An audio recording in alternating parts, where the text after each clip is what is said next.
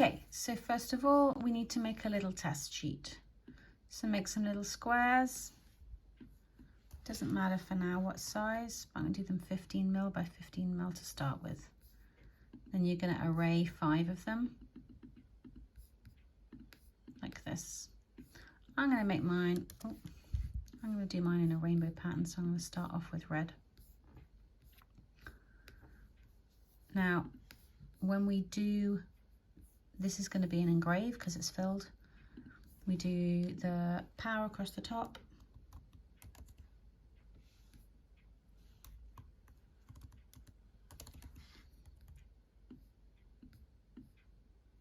And the speed down the side.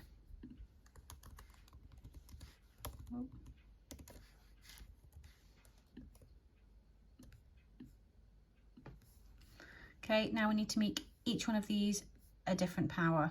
So the speed that we're doing on the red is 300. This is for my machine. Obviously you want to make this suitable for yours. So 300.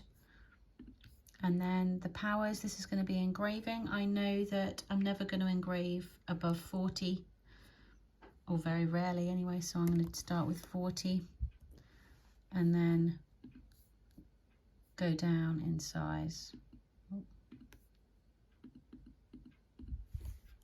Go down in power. So then you change this one to 30, 20, let's do a 15, and a 10, which is my lowest. I think it's, yeah, it's 10. Okay, so those are your columns. Then you need to make each one of these the same. So you want to go to your shape properties. Mine's over here, but if you haven't got it, go to window and just find it. It'll come up as a little screen and then you can drag and drop over there. Some of you might be wondering how I get this to fill. This is in the same thing. Go to window and go to filled smooth. Normally it's on wired, which will come out like this, but when you're designing, I find it really, really easy and more useful when it's filled. You can remember it's engraved then. So go over to shape properties and make sure that each one of these is corresponding to each one of these powers. So this one is 40, and we've got 30, got 20. So each time you engrave this, it will be at this power. Then you can array these and do different speed tests. 10. Go ahead and array these.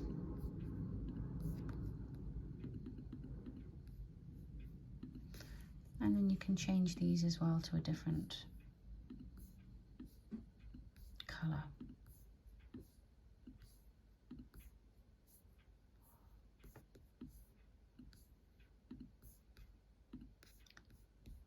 I've already made these here, so this one's 100. This one's 150.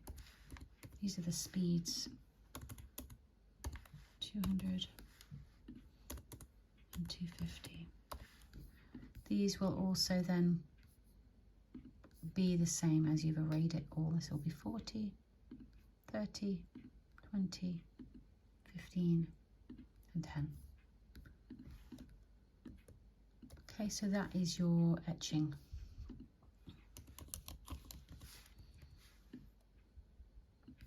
You can go ahead and copy that for your cutting.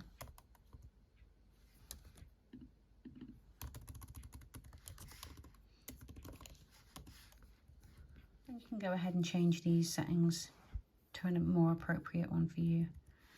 So power, I never go above 50. And I never really go below 20 when cutting. So if I make this 15, 20, 30, 40 and 50. Obviously you can make these to whatever you want. You can also make a bigger grid, so you can have these going all the way up to 100 if you want, to see what it does. And then you want to change your speeds. So I know that my speed I do is like 12.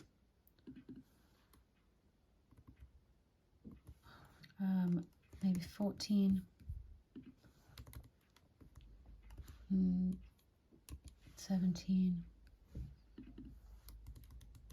20. Say 25. Again, you can home in and detail these more, so you can go into a finer, a lower number if you need to, depending on what your machine is. Okay, so then you need to change these to different colors. I like my rainbows, so I'm going to stick to the rainbow theme. Okay, and then again, check here on the side that your powers and your speeds are the same. So we've got, this one is, power will be that, so 25. So always keep your power at 85 and then we'll change it.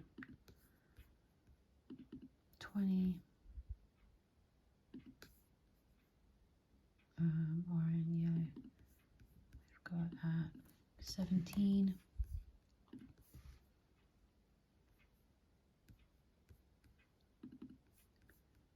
14. And then we've got 12. Okay, then each one of these properties you'll need to change to suit the above. So this will be 50, 40,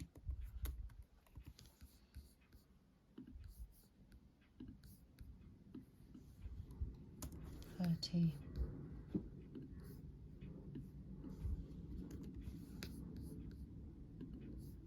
20 and 15.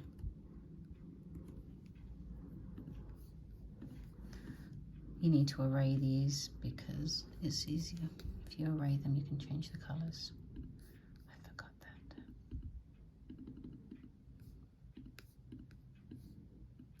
And then you can change your color to whatever you want. I don't have all these colors set preset. I have a few that are preset, and it's totally up to you if you want to do that. Some people do it, so each one of these colors along the bottom is a different material, a different power, a different strength. I don't do that, but you can. And then you can go ahead and send this to your laser. Make it bigger, smaller, whatever you want. And then you can test every sheet, every material in the similar way, and then you'll never have to guess. These will always be similar, but you might need to fine tune depending on the thickness of your material. So you can put this as 3mm birch or 3mm material and test everything with this, or you can put it as 1mm material or leather or whatever, and you can have a test patch for every single material, and you can use that as a guide. So you just cut a square around it and make it, and you can type on whatever you want here. And that's kind of it. So thanks for watching, and I hope this has been useful for you.